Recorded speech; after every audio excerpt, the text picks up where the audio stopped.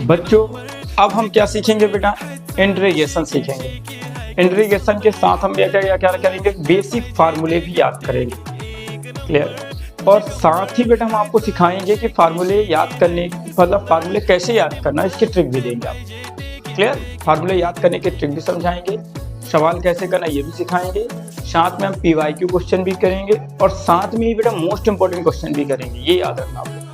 ठीक है, तो हम लोग की अगली क्लास अब यही चालू होने वाली है। क्लियर। ध्यान देते हैं हम लोग सवाल एक नमूने के लिए कि कैसे किया जाता है। देखो जैसे बेटा इसका हमको इंटीग्रेशन निकालना, सबसे पहले आप इंटीग्रेशन का सिंबल लगा लो।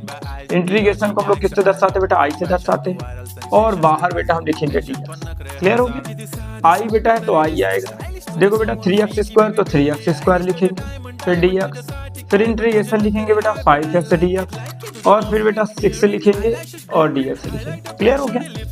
अब ध्यान दो बेटा, इंटीग्रेशन का मतलब याद रखना आप लोग, हमेशा जो भी पावर होगी उसमें हमेशा +1 करते हैं। कितना करते हैं, +1। देखो कैसे, 3 है तो बेटा 3 लिखेंगे, x बेटा 2 में पावर 1 प्लस कर दो तो कितना आएगा, 2 + 1, और जो ऊपर लिखा बेटा वही नीचे आ जाएगा।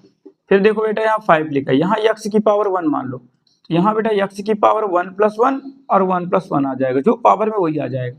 6 बेटा यहाँ पास कुछ भी नहीं है, तो वेरिएबल्स देखो बेटा यहाँ क्या x है, तो बस यहाँ x आएगा, जो वेरिएबल्स रहेगा वही आ जाएगा। चलो देखो बेटा आगे 3 आएगा बेटा, 2 और 1 कितना हो गया, 3 बटे में कितना आएगा, 3। फिर 5x की पावर 2 बेटा 2 आएगा, ये कितना है बेटा 6x। यही क्या होगा आपका बेटा आंसर। क्लियर।